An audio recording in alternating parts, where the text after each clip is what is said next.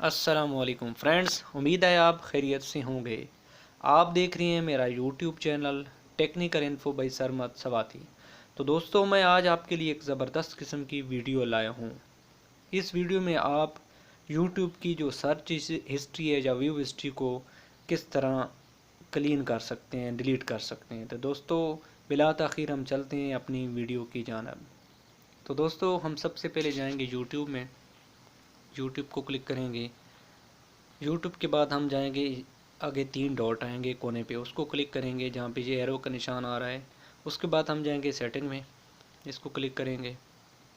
तो दोस्तों, इसके बाद हम जाएंगे हिस्ट्री और प्राइवेसी में, इसको क्लिक करेंगे।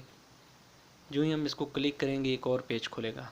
तो दोस्तों, यहाँ पे क्लियर वॉच हिस्ट्री होगा, इसको क्लिक करेंगे तो हमारे सामने एक और पेज खुलेगा,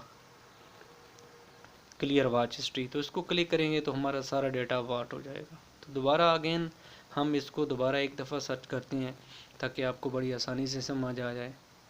तो दोस्तों,